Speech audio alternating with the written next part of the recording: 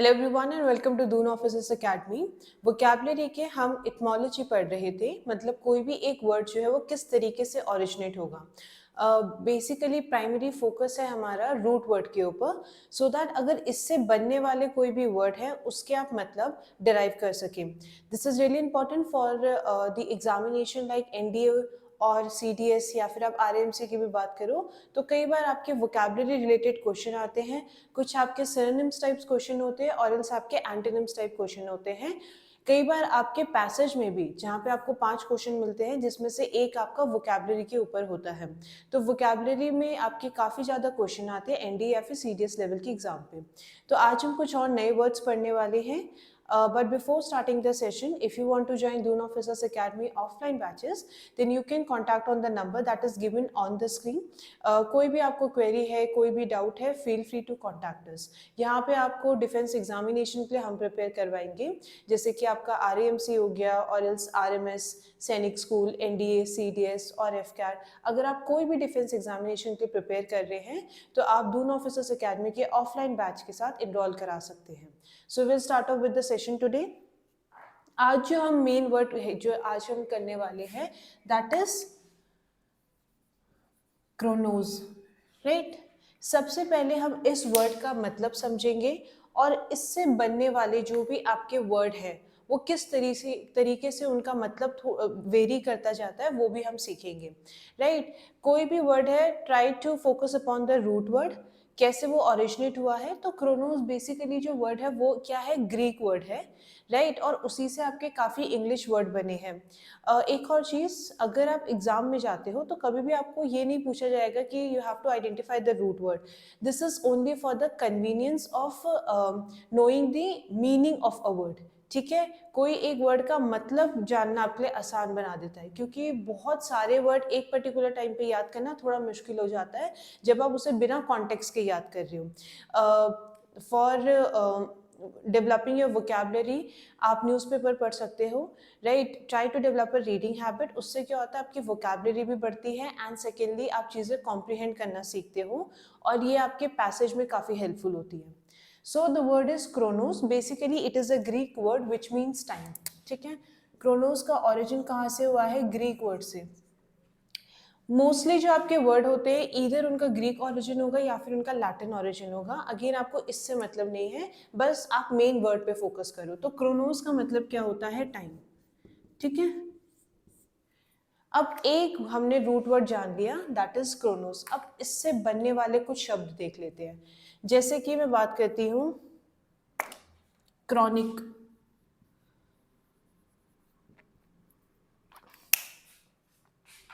There is a word chronic. अब chronic का root word किससे बना है, टाइम से, ठीक है। क्रॉनिक का रूट वर्ड क्या है, टाइम से। ऐसी कोई भी चीज जो टाइम में बार बार होती रहती है, फ्रीक्वेंटली कोई चीज होती है, anything that occurs again and again, उसके लिए हम क्या वर्ड यूज करते हैं, क्रॉनिक। जैसे कि आप कई बार बोलते हो क्रॉनिक डिजीज, उसका मतलब क्या हो गया, ऐसी बीमारियां जो आपकी क्या है, टाइम टू टाइम या फिर फ्रीक्वेंटली आपको इफेक्ट करती है। इफ आई से क्रॉनिक लायर, क्रॉनिक लायर क्या होते हैं, ऐसे कोई भी व्यक्ति जो आपके फ्रीक्वेंटली झूठ बोलते हैं, right. So the word chronic is derive from the root word chronos, और क्रोनोस का मतलब क्या होता है, टाइम। तो क्रॉनिक का मतलब क्या हो गया, कोई भी चीज जो लगातार या फिर आपके बार बार होती रहती है, टाइम में वो चीज क्या हो रही है, रिपीट हो रही है, right. Anything which happens frequently और बार बार वो चीज होती है टाइम में, अगेन एंड अगेन, ठीक है। ऐसे चीजों के लिए हम क्या वर्ड यूज करते हैं, क्रॉनिक। अगर इसमें क्रॉनिक डिजीज लग जाए, ऐसी बीमारी जो आपको बार बार होती रहती है, जैसे कि आपकी सर्दी खांसी है, right. If I talk about cough और फीवर, है ना। जैसे जैसे आपके कई बार सीजन बदलते रहते हैं तो कई बहुत सारे लोग जो हैं उनको फ्रीक्वेंटली वो बीमार पड़ते हैं, तो वो क्या उनके लिए क्रॉनिक डिजीज, राइट। अगर मैं क्रॉनिक लायर बोलती हूँ, ऐसे कोई भी इंसान जो आपके क्या है, फ्रीक्वेंटली झूठ बोलते हैं, right. So the word dive from the word chronos is chronic. एक और वर्ड है क्रॉनिक, क्रोनोस से रिलेटेड, दैट इज क्रोनोलॉजी या फिर क्रोनोलॉजिकल भी अगर हम बोलते हैं, इसका मतलब क्या हो गया, टाइम। ठीक है, क्रोनोस का मतलब क्या है, टाइम। अब क्रोनोलॉजिकल का मतलब क्या हो गया, ऐसी कोई भी चीज जो आपके क्या है, टाइम के ऑर्डर में है, राइट। मतलब जैसे जैसे आपका समय बीतता गया तो किस तरीके से वो एक सीक्वेंस में फॉलो हुई है, उसके लिए हम क्या वर्ड यूज करते हैं, क्रोनोलॉजिकल। कई बार आपके क्वेश्चंस भी आते हैं कि आपको कुछ स्पेशली आपके जैसे जो जम्बल सेंटेंसेस आते हैं, तो उसमें बोला जाता है आपको एक क्रोनोलॉजिकल ऑर्डर में इनको अरेंज करना है। मतलब जैसे जैसे सेंटेंस प्रोग्रेस किया होगा या फिर सेंटेंस का मतलब जिस तरीके से बिल्ड होगा कि एक मीनिंगफुल सेंटेंस निकल के आए, वो आपको क्रोनोलॉजी फॉलो करनी है। वहां पे आप क्या कर रहे हो, ऑर्डर फॉलो कर रहे हो। मतलब टाइम के साथ जैसे जैसे चीजें होती गई उनका एक ऑर्डर बना, पहले कोई चीज हुई होगी, बाद में कोई चीज हुई होगी, राइट। सो क्रोनोलॉजिकल का मतलब होता है कोई भी चीज जो एक टाइम के ऑर्डर में है, there it refers to as chronology, right, या फिर chronological. So basically it refers to the order of time और टाइम ऑर्डर, मतलब कोई चीज समय के साथ किस ऑर्डर में हुई, किस सीक्वेंस में हुई। ठीक है, क्रोनोस से और जो आपके वर्ड बनते हैं दैट इज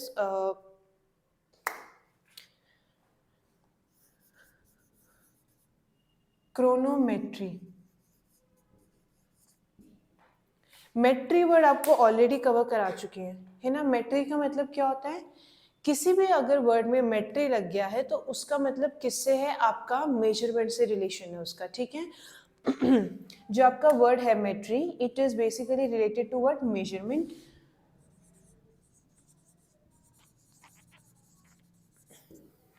अब हमें क्रोनोस का भी मतलब पता है, ठीक है। यहाँ पे क्रोनो वर्ड आया है ना, it means time. So any device which measures the what, time. ठीक है, जो टाइम मेजरमेंट करते हैं उसके लिए हम क्या वर्ड यूज करते हैं, क्रोनोमेट्री। मेट्री वर्ड अगर आप किसी के भी लास्ट में लगा रहे हो एज अ सफिक्स, आप मेट्री वर्ड यूज कर रहे हो, उसका रिलेशन किससे होगा, that is basically related to measurement. जैसे कि आप जियोमेट्री भी बोलते हो, राइट, तो उसमें भी क्या करते हो, आप मेजरमेंट कर रहे हो, right. So the metry word stands for measurement. उससे जो आपका वर्ड क्या है, क्रोनोमेट्री। तो कोई भी ऐसा टाइम पीस या फिर कोई भी ऐसा डिवाइस, कोई भी ऐसी चीज जो टाइम को मेजर करती है, उसको हम क्या बोलते हैं, chronometry. All right, so chronometry simply refers to measurement of time.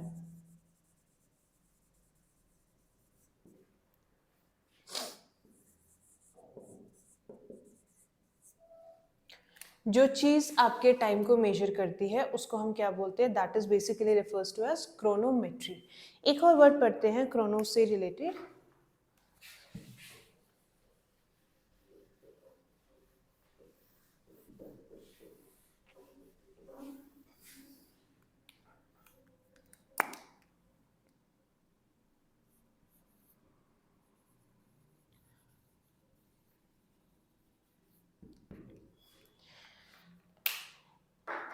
Anachronism.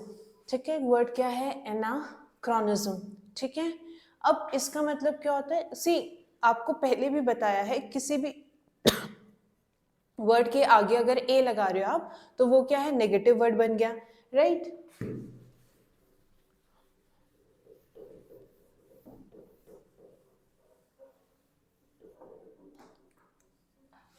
ठीक है, एक वर्ड अगर लग रखा है तो इसका बेसिकली मतलब क्या है, इसका नेगेटिव मतलब हो गया। ठीक है, आपको एक एग्जाम्पल भी दिया था, बायोटिक एंड एबायोटिक। बायोटिक जो लिविंग बींग्स के बारे में बात करते हैं, एबायोटिक नॉन लिविंग कंपोनेंट्स जो होते हैं आपके, राइट, जैसे कि लैंड हो गया या वाटर हो गया, तो ये क्या है, नॉन लिविंग कंपोनेंट है। पर अगर आप न्यूज़ वगैरह देखते होंगे तो उसमें हमने गंगा को क्या माना है, राइट, गंगा को एज अ लिविंग बीन हम ट्रीट कर रहे हैं, ये सुप्रीम कोर्ट का एक ऑर्डर था। अब एन का मतलब क्या होता है, लाइक। ठीक है, इसका क्या मतलब हुआ, टाइम। ठीक है, anything which is out of time, कोई भी चीज जो क्या है, आउट ऑफ टाइम है। मतलब मान लो कि स्पेशली फैशन की अगर हम बात करें, कुछ ट्रेंड्स जो होते हैं पहले के जमाने में चलते थे, अब नहीं चलते हैं, so those fashions are what, out of time.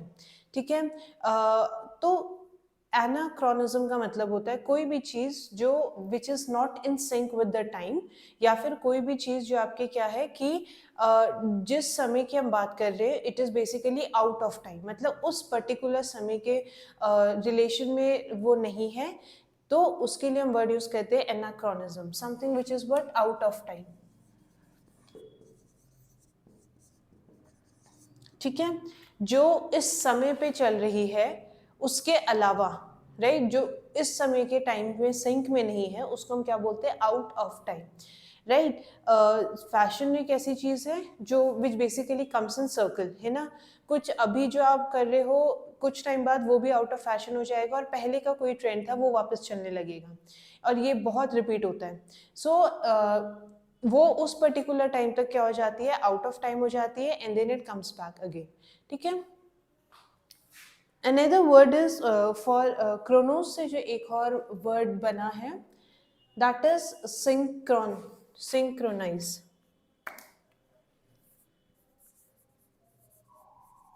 Synchronise, ठीक है। अच्छा, एक चीज याद रखना, जब भी आप एक वर्ड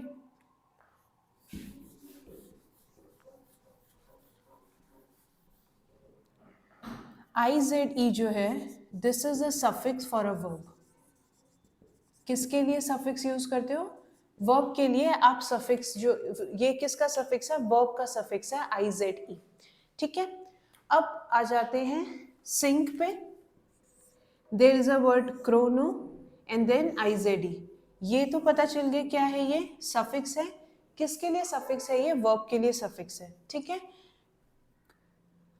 क्रोनोज वर्ड से डिराइव हुआ है ना, तो ये इसका रेफरेंस किससे होगा, टाइम से। सिंक का मतलब क्या होता है, कई बार आप किसी को देख के बोलते हो ना कि यार ये दो लोग बिल्कुल सिंक में है, इसका मतलब क्या हो गया, कोई भी चीज अगर सिंक में है तो इसका मतलब क्या है, वो एक साथ वो चीजें हो रही है। अगेन हमने एक और टर्म पढ़ा था, कम और कम, ये दो वर्ड भी किसको रेफर करते हैं, टुगेदर या फिर विद को रेफर करते हैं, है ना। एक एग्जाम्पल भी हमने सीखा था इससे, कंपेयर, है ना, जब हम पार के बारे में पढ़ रहे थे वहां पे भी हमने क्या किया था, कंपेयर के बारे में पढ़ा था। जब दो चीजों को आप एक साथ क्या करते हो, पार का मतलब क्या था, बैलेंस, जब दो चीजों को आप रेफरेंस के तौर पे यूज करते हो कि दोनों किस तरीके से सिमिलर है, इक्वल है, या फिर किस तरीके से वो डिफरेंट है ना। तो कम का भी मतलब क्या था, टुगेदर और विद। सिमिलरली आपका सिंग का मतलब भी क्या होता है, together, right. Singh simply means together.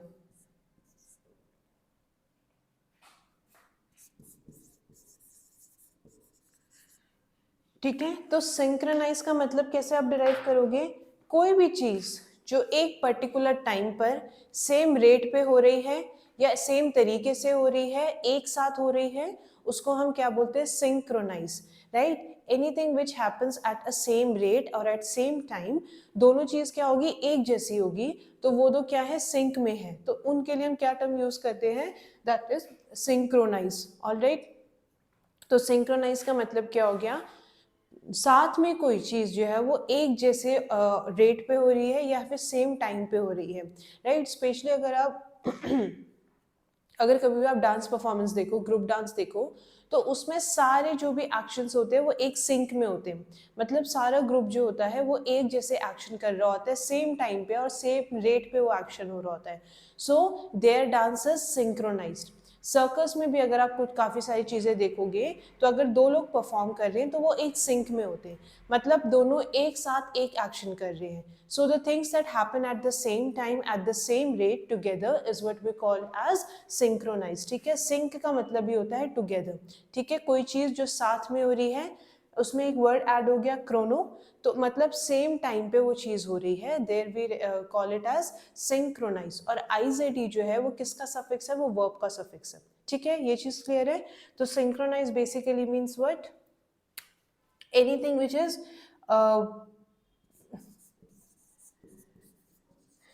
happening at the same time or rate, ठीक है, टुगेदर, साथ में कोई चीज़ एक समय पे एक जैसी हो रही है, उसी रेट से हो रही है, उसके लिए हम क्या वर्ड यूज़ करते हैं? सिंक्रोनाइज। ठीक है, तो आज हमने कुछ क्रोनोस से रिलेटेड वर्ड पढ़ लिए। एक और चीज़ जो है, now this is not exactly related to the origin of a word, but rather it is related to vocabulary. एक चीज होती है आपकी कॉम्प्लीमेंट,